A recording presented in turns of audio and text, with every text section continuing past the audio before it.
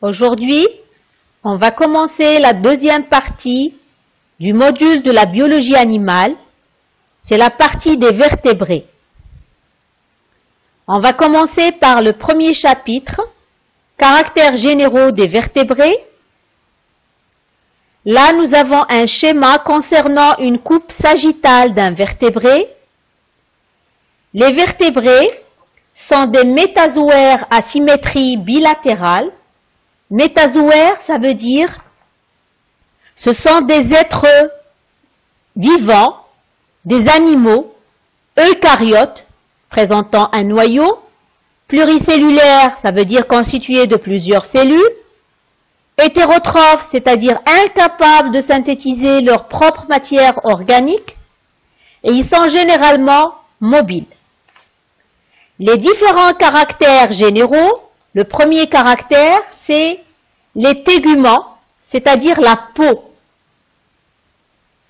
qui est formée d'un épiderme pluristratifié, c'est-à-dire constitué de plusieurs couches de cellules, dérivant de l'ectoderme, et ce tégument, ou cet épiderme, il est doublé d'un tissu conjonctif dérivant du derme. Le deuxième caractère sont les tissus squelettiques. Les tissus, c'est-à-dire l'ensemble de cellules, ils sont soit cartilagineux, tissus cartilagineux, ou bien tissus osseux, propres aux vertébrés.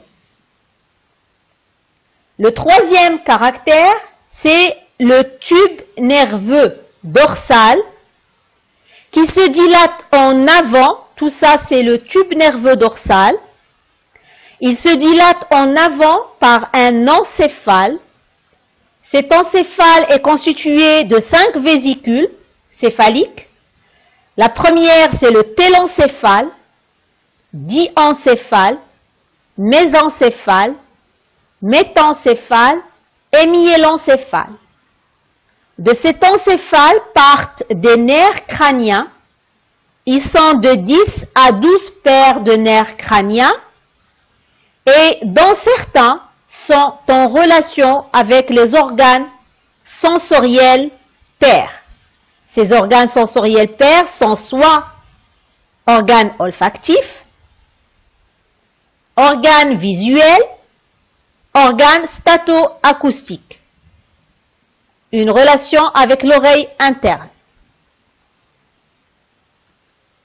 Après l'encéphale, nous avons la moelle épinière qui est protégée, ME c'est la moelle épinière, protégée par la colonne vertébrale constituée de plusieurs vertèbres.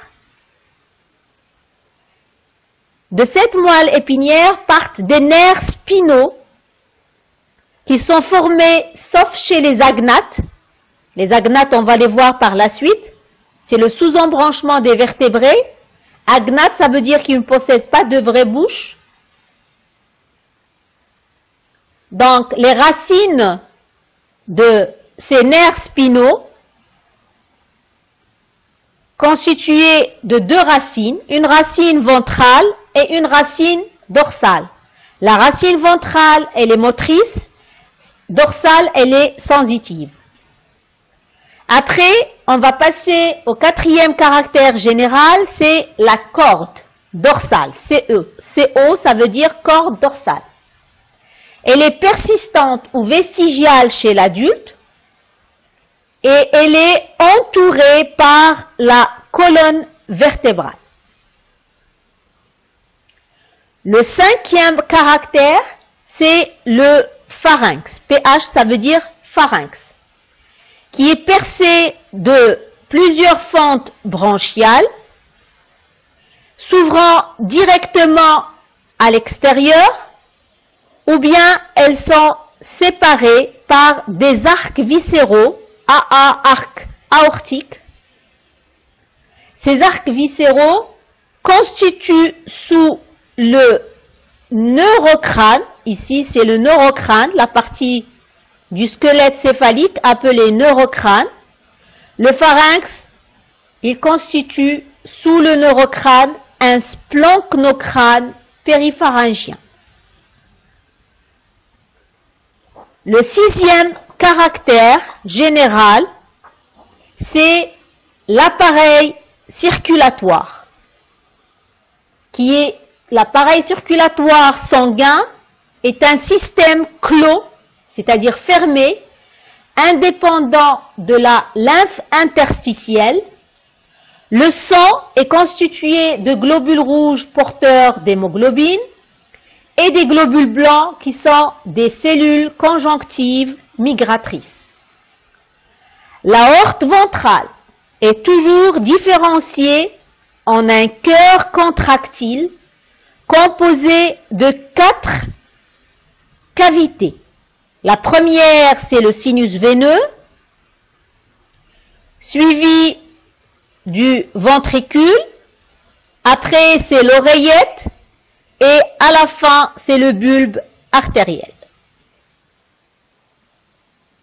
Le septième caractère général des vertébrés est la locomotion, c'est-à-dire le déplacement.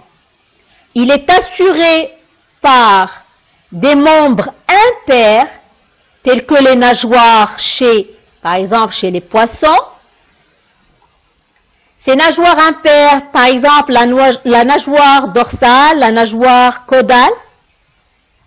Et aussi, la locomotion est assurée par les nageoires paires, telles que la nageoire pectorale et la nageoire pelvienne. Pectorale du côté antérieur et pelvienne du côté postérieur. Il y a bien sûr les nageoires paires et il y a également le type marcheur pentadactyle, c'est-à-dire qui possède 5 doigts. Par exemple, l'homme, il a une main de 5 doigts et un pied avec 5 doigts. Ces nageoires impaires et paires, ainsi que le type marcheur pentadactyle, ces membres sont soutenus par un squelette appendiculaire, c'est-à-dire le squelette des membres. Ce squelette des membres, il est relié soit directement à la colonne vertébrale pour le cas des nageoires impaires, ou bien lié à un squelette zonal pour les nageoires paires et le membre pentadactyle. Ce squelette zonal, c'est le squelette des ceintures. On a la ceinture pectorale pour les membres antérieurs et la ceinture pelvienne pour le membre postérieur. Le huitième caractère, c'est la reproduction. Chez les vertébrés, il n'y a jamais de reproduction asexuée, les sexes sont séparés.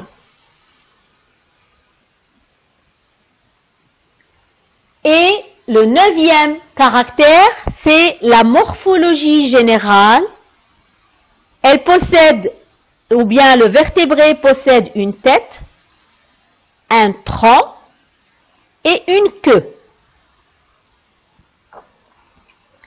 Après ces caractères généraux, bon là, vous avez tout ce que je viens d'expliquer, tous les caractères généraux, les 8 caractères ou bien les 9 caractères généraux que je viens de citer. Après, on va passer au chapitre 2, la classification des vertébrés. Nous avons un tableau qui regroupe tous les sous-embranchements, les superclasses et les classes des vertébrés. Pour l'embranchement des vertébrés, nous avons 2 sous-embranchements. Celui des agnates, c'est-à-dire dépourvus d'une bouche et ne possèdent bien sûr pas de dents, et le sous-embranchement des gnatostomes, c'est-à-dire possèdent une bouche avec 2 mâchoires. Pour les agnates, nous avons la classe des cyclostomes. Pour les gnatostomes, concernant le deuxième chapitre, classification des vertébrés, on a un tableau regroupant les différents sous-embranchements, le sous-embranchement des agnates, où on a la classe des cyclostomes, et le sous-embranchement des gnatostomes avec deux superclasses, celle des poissons et des tétrapodes. Chez les poissons, la superclasse des poissons, nous avons deux classes, chondrichthyens et ostéichthyens. Et chez la superclasse des tétrapodes, nous avons quatre classes. La classe des amphibiens, des reptiles, des oiseaux et des mammifères. Depuis les agnates jusqu'aux reptiles sont des anamniotes, c'est-à-dire ils ne possèdent pas d'amnios, où il y a le liquide amniotique, ou bien l'embryon, ou bien le fœtus chez les mammifères. Des reptiles jusqu'aux mammifères sont des amniotiques, ils possèdent un amniote.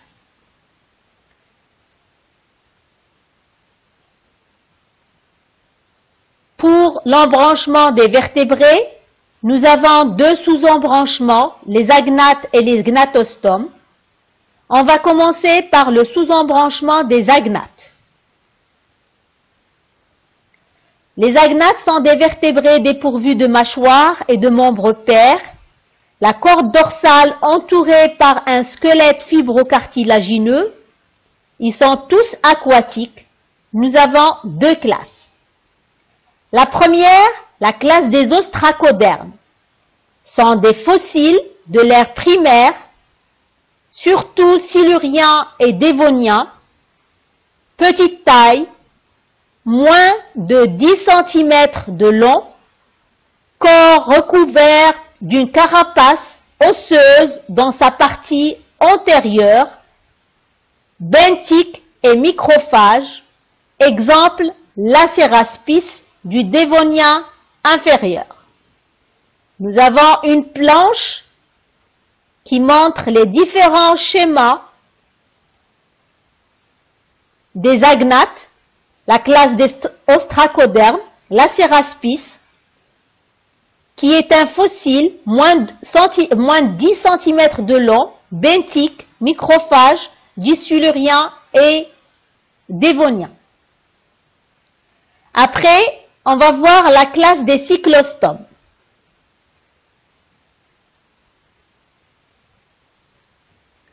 Les cyclostomes sont des vertébrés aquatiques à corde dorsale persistante, à appareil respiratoire branchial plus ou moins isolé du pharynx, à squelette rudimentaire, conjonctif ou cartilagineux, une seule narine, caractérisée par la perte des nageoires paires et adulte parasite de poissons osseux.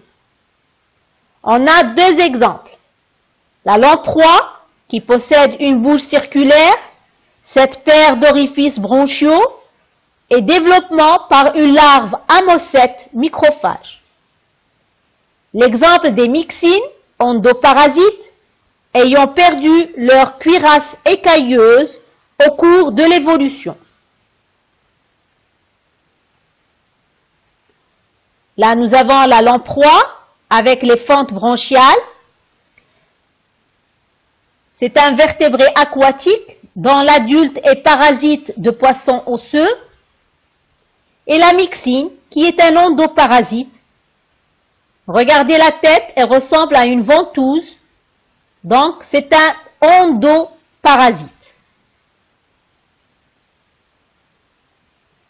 Après les cyclostomes, nous allons passer aux gnatostomes,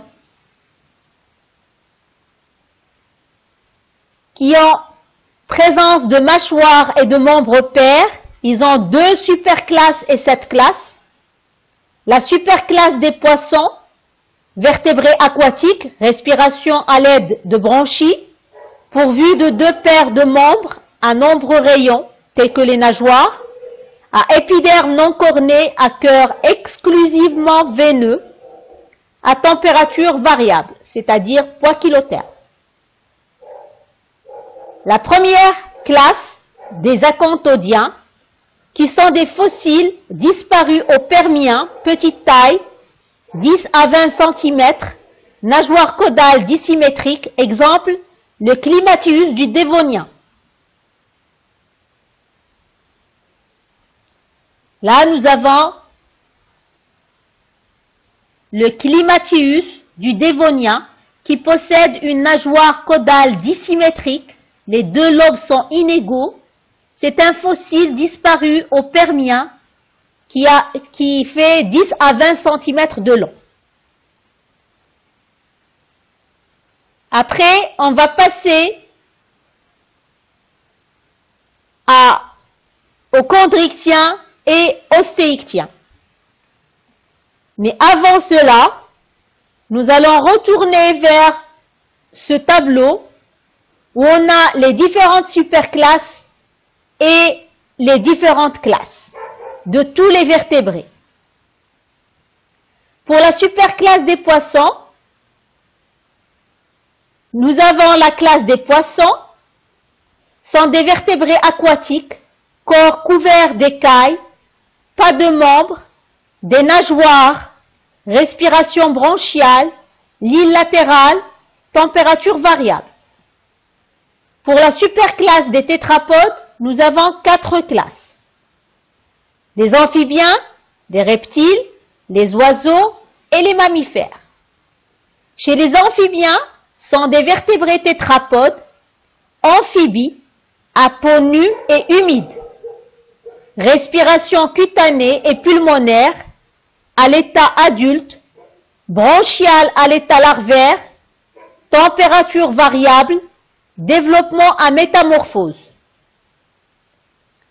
Pour les reptiles, vertébrés aériens, respiration uniquement pulmonaire, peau recouverte d'écailles cornées, pattes courtes, atrophiées ou nulles, locomotion par reptation, comme le serpent, température variable. Chez les oiseaux, sont des vertébrés aériens, au corps couvert de plumes et aux membres antérieurs transformés en ailes, présence d'un bec, température constante. Chez les mammifères, vertébrés tétrapodes, dont le corps est couvert entièrement ou partiellement de poils, les dents alvéolées, la reproduction généralement vivipare, c'est-à-dire ils vont donner des petits, présence de mamelles, température constante. Donc, pour les chondrichtiens et les ostéichtiens, ils sont groupés dans le tableau suivant.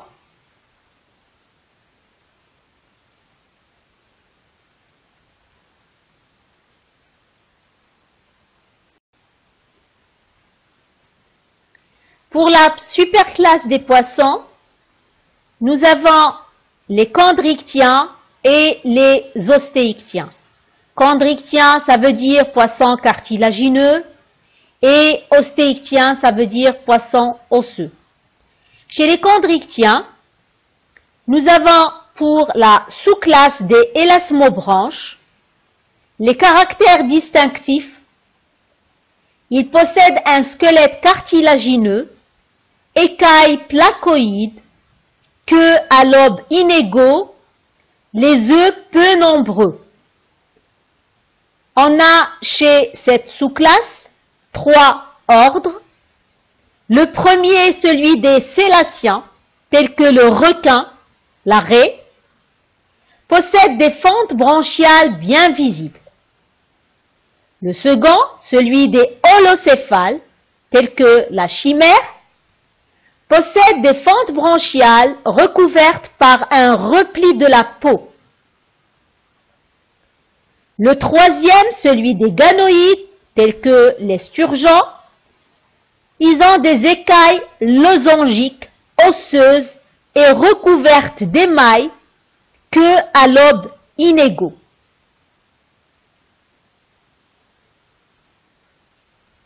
Là, nous avons les sturgeons avec les écailles losangiques osseuses qui brillent avec l'émail.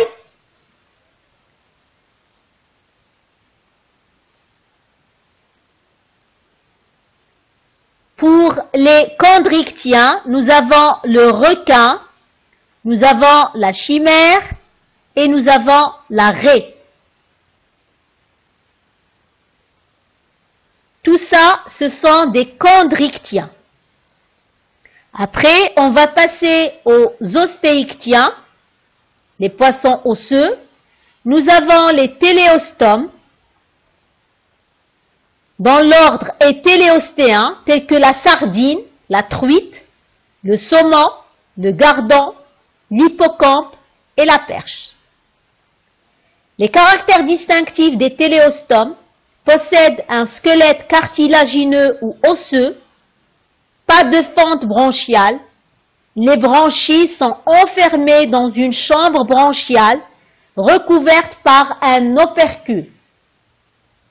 Chez les téléostéens, les caractères distinctifs possèdent un squelette ossifié, écailles du type cycloïde ou cténoïde ou absente, queue à lobes égaux.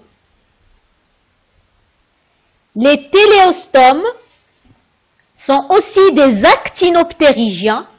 Actinoptérygiens, ça veut dire qu'ils possèdent des nageoires paires, rayonnées, c'est-à-dire faites d'un repli cutané soutenu par des rayons squelettiques. Après, on va voir les dipneustes, qui sont des sarcoptérygiens, tels que Protoptère de l'Afrique.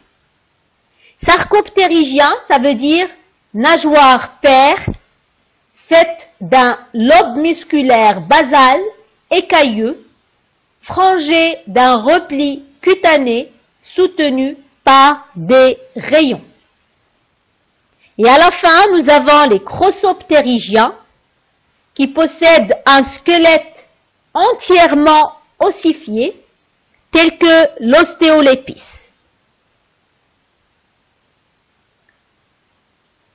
Là, nous avons la perche, nous avons qui a des branchies qui sont couvertes d'un opercule. On a également l'hippocampe. Et à la fin, nous avons le protoptère.